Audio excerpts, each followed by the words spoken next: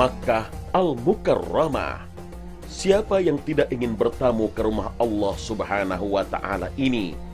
Menginjak tanah suci Baitullah merupakan impian seluruh umat muslim di dunia. Ya, Makkah adalah simbol akrab identitas umat muslim. Dan di depan hijir Ismail inilah Nabi Ibrahim alaihissalam melantunkan sebuah doa. Seuntai doa mulia kepada Allah Subhanahu wa Ta'ala untuk menjadikan Makkah dan sekitarnya menjadi negeri yang aman dan tentram, serta diberkahi dengan rezeki melimpah bagi seluruh penghuninya. Bagaimana Nabi Ibrahim alaihissalam berdoa dan Allah mengabulkan doa itu. Subhanallah, doa yang sudah berusia ribuan tahun masih bisa kita lihat hasilnya hari ini. Negeri yang aman dan negeri yang penuh dengan buah-buahan yang sangat mudah didapatkan. Dan bagaimana Allah mengabulkan doa Ibrahim alaihissalam, bagaimana caranya, ini akan kita bahas. Ini yang menjadi pembahasan yang sangat luar biasa, bahwa bagaimana Allah Subhanahu wa Ta'ala mengabulkan doa Ibrahim dengan dihadirkannya kota.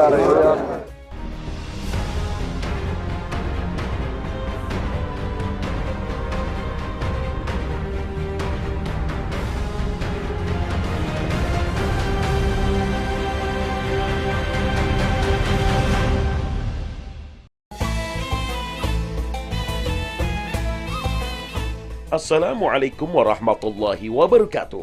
Selamat pagi pemirsa dan generasi muda Islam yang dirahmati Allah Subhanahu wa Ta'ala.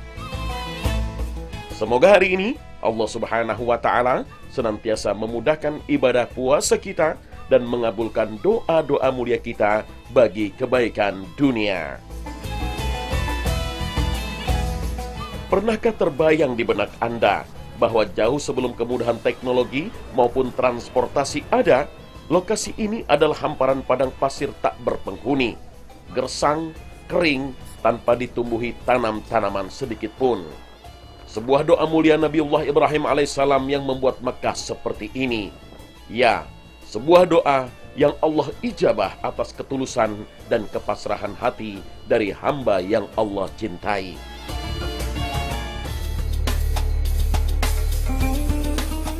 Atas wahyu yang Allah turunkan, Nabiullah Ibrahim alaihissalam menempuh perjalanan berbulan-bulan lamanya dari Palestina yang dulu termasuk wilayah negeri Syam, membawa serta pula Ibunda Hajar dan putra tercintanya Nabiullah Ismail ke padang gersang Makkah.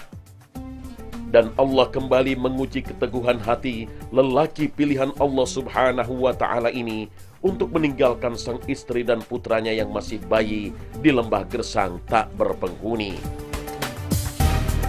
Perpisahan ini sungguh menyayat hati.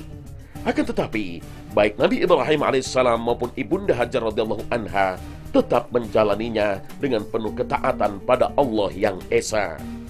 Di tengah keharuan perpisahan inilah Nabiullah Ibrahim berserah diri dan berpasrah pada Allah sambil berdoa.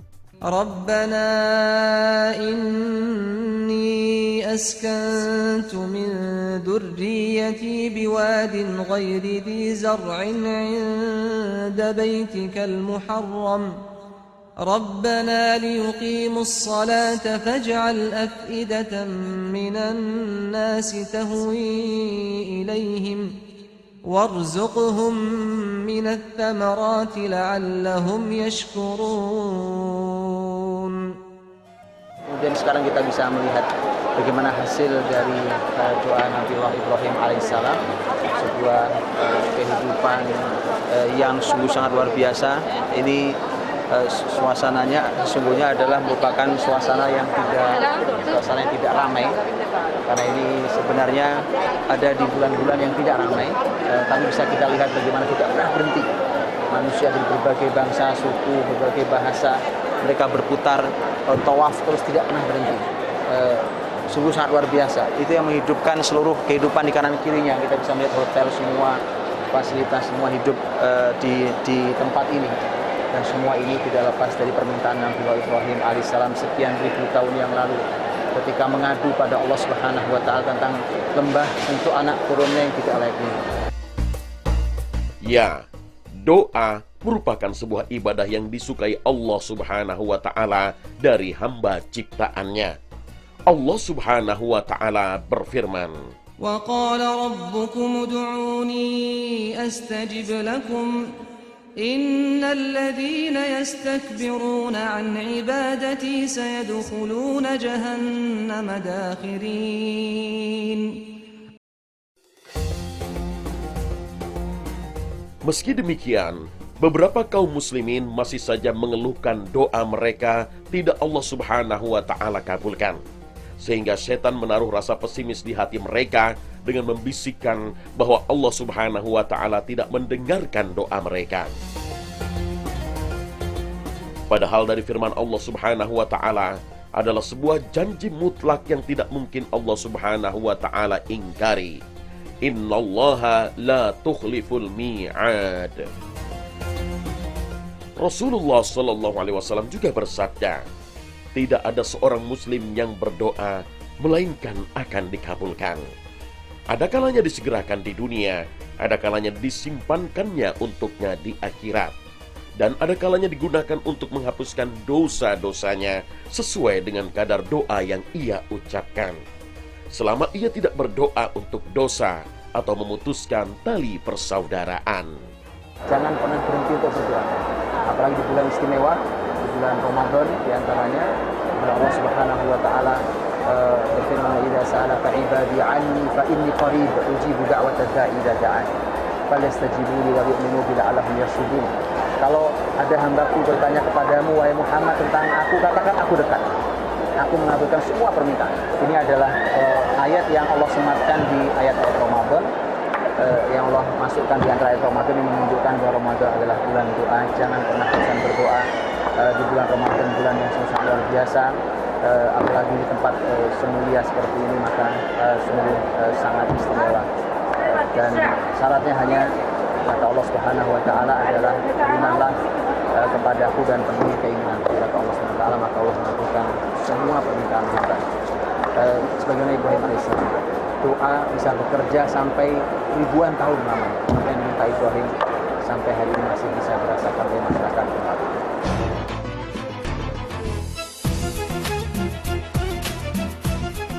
Selain di kota Makkah, Allah juga mengijabah doa-doa Nabiullah Ibrahim alaihissalam terhadap kota Taif. Kaum muslimin yang menjalankan ibadah haji maupun umrah ke tanah suci seperti ini mungkin tidak asing lagi dengan kota yang satu ini. Ya, Taif hanya berjarak sekitar 107 km dari kota Makkah dan dapat ditempuh dalam waktu kurang dari 2 jam dari kota Makkah. Tak seperti kota-kota lainnya di Jazirah Arab, Taif, kota berhawa sejuk ini, berada di lembah antara pegunungan Asir dan pegunungan Al-Hada. Karenanya, Taif sangat populer dengan perkebunan mawar, delima, kurma, sayur-sayuran, termasuk juga pohon langka yang tercantum dalam Al-Quran, pohon zakum. Dalam surat Al-Waqi'ah ayat 52 hingga 56 dijelaskan bahwa para penghuni neraka kelak akan diberi makanan yang luar biasa pahit dari pohon berduri zakum. Subhanallah. Kota Taif menjadi begitu istimewa karena ia menyimpan sejarah kehidupan dan perjuangan dakwah Rasulullah Muhammad SAW yang sangat berat.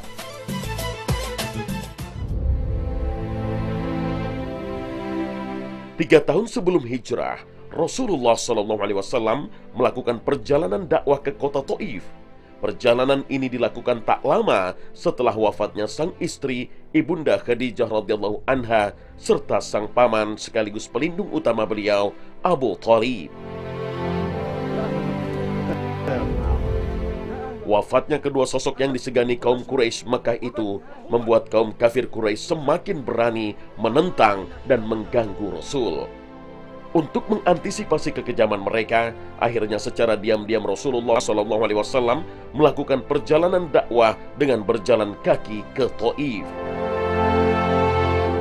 Rasulullah SAW tinggal di Taif selama 10 hari untuk berdakwah, sekaligus meminta suaka perlindungan.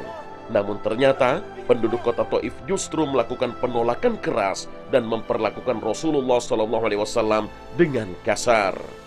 Dan nanti ketika kita tahu dalam sejarahnya bahwa Nabi SAW kemudian ketika ditawari untuk bahwa Allah menghukum masyarakat Taif yang nakal, yang jahat kepada Nabi dan melempari Nabi dengan batu sampai berdarah-darah.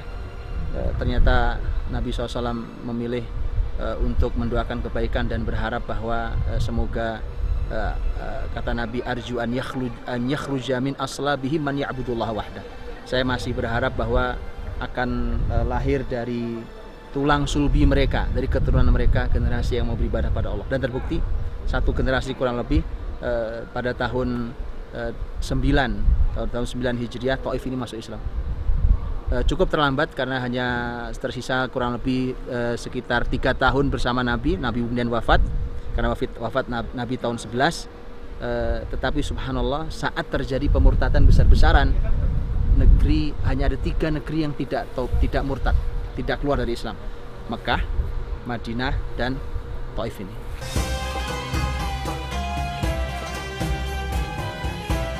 Di tengah gurun pasir dan gunung cadas, Taif menjadi oase hijau yang menyejukkan.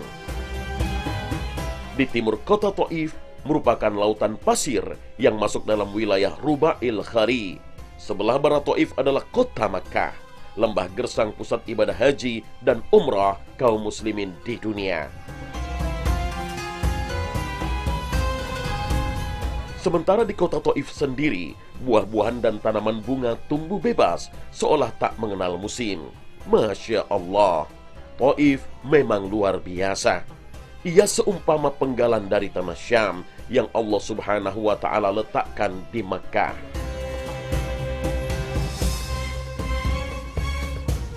Kami pun terkagum-kagum dibuatnya.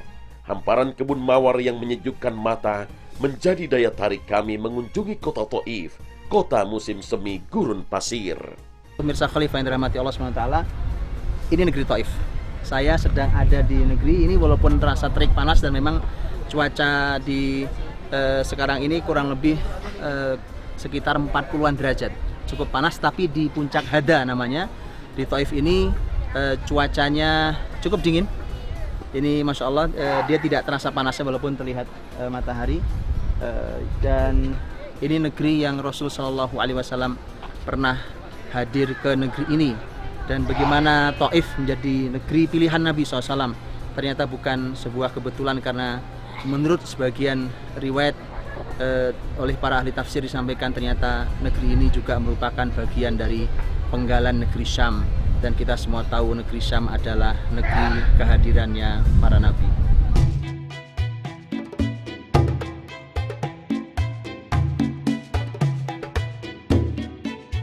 Soalnya saya ada di salah satu kebun mawar. Kita bisa lihat nih, ini kita tahu duri-duri mawar, ini mawar. Tapi yang menarik bahwa bagaimana ada mawar di negeri Taif. Mawar yang sangat terkenal ada di Damaskus, yang hari ini diberi nama menjadi nama ilmiah, dikenal oleh para ahli ilmu tentang mawar. Tapi ini mawar yang sangat unik karena mawar ini bukan hanya menghasilkan air, tapi mawar ini menghasilkan minyak.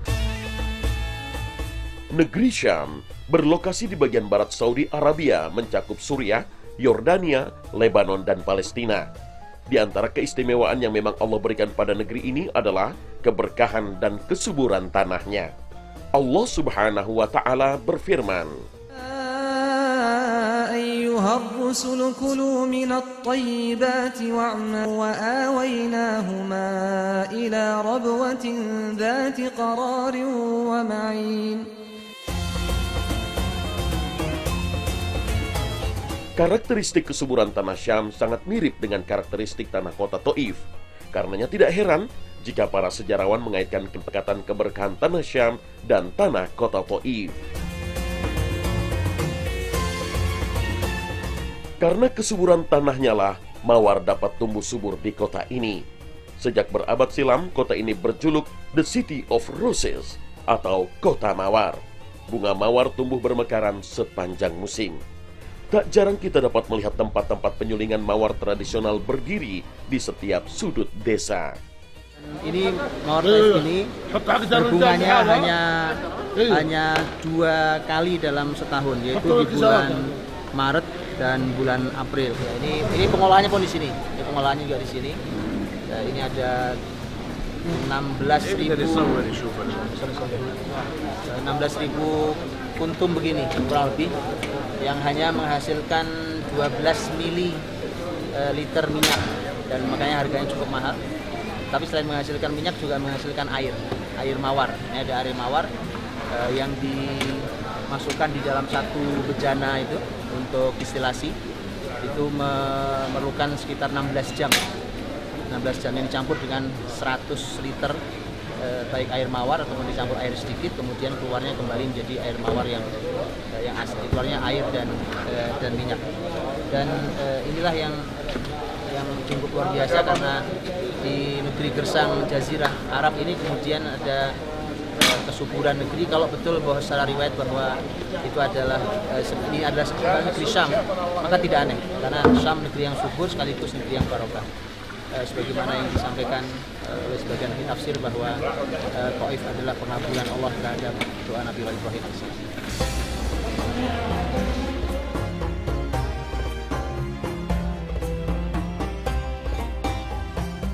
Pengolahan bunga mawar seperti ini sudah ada sejak era Kekhalifan Utsmaniyah.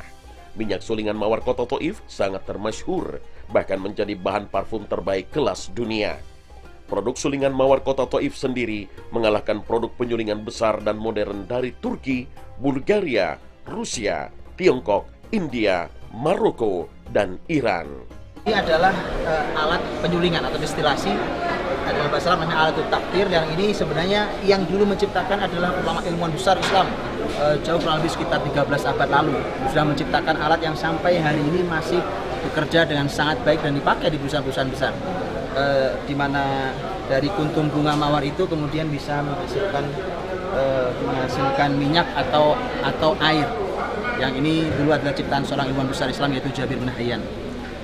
Dan yang kita lihat dan hasilnya adalah bisa menghasilkan berbagai macam hal, sabun, kemudian sampo, lotion, segala macam, alami sekali dan sangat sehat, segar, dan sungguh ini negeri Taif yang seharusnya menjadi Madinah.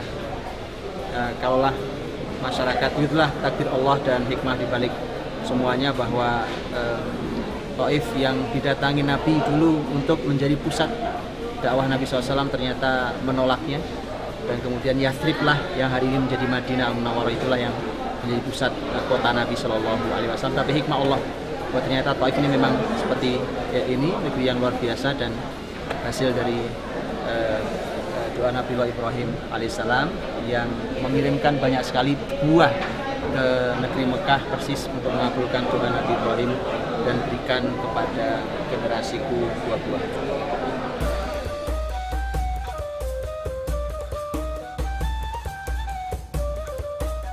Selain menjadi pusat penyulingan minyak mawar, kota Taif juga merupakan sentra buah-buahan dan sayur mayur, tepatnya di daerah As-Sofa Taif, wilayah paling hijau di tepi barisan pegunungan Hijaz. Selain menyimpan sejarah Islam, kota Taif juga menyimpan berbagai hamparan kebun-kebun anggur dan kurma yang bersejarah. Di lokasi inilah doa Nabiullah Ibrahim dikabulkan dengan segala keberkahan hasil-hasil buminya. Dan di lokasi ini pula Rasulullah SAW diuji dengan kekafiran kaum Bani Thaqif di Taif. Kurang lebih yang ada pohon korma itu adalah kebun bersejarah yang disebutkan dalam sejarah Islam bahwa Rasul Shallallahu Alaihi Wasallam beliau beristirahat di tempat itu setelah dilempari berdarah-darah oleh masyarakat Taif, kemudian bertemu dengan seorang budak yang diutus tuannya, budak yang menjaga kebun itu yang bernama Addas, yang dari Nainawa, dari Irak. Dan kemudian dalam kisahnya, dalam sejarah, di mana Rasulullah SAW disuguhi anggur, disuguhi air untuk minum, beristirahat di kebun ini. Dan kota Taif inilah, seperti kebun-kebun subur inilah, yang menghadirkan buah, sayuran, kemudian bahkan daging, segala macam dihadirkan dari kota yang luar biasa ini. Sekali lagi bahwa Taif merupakan pengabulan Allah Subhanahu wa taala untuk doa Nabi Ibrahim alaihissalam akan permintaan Ibrahim untuk anak cucunya diberikan buah.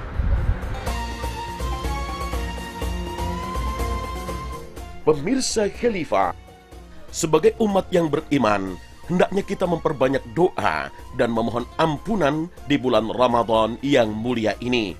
Karena siapapun yang berdoa kepada Allah Subhanahu wa Ta'ala dan berserah diri kepadanya, niscaya Allah kabulkan doa dan segala permintaan kita bagi kebaikan dunia. Seperti halnya Allah telah mengabulkan memberkahi doa Nabiullah Ibrahim alaihissalam bagi keberkahan tempat tinggal Ibunda Hajar dan Nabi Ismail alaihissalam. Inilah keberkahan doa Nabi Ibrahim alaihissalam di tanah Taif.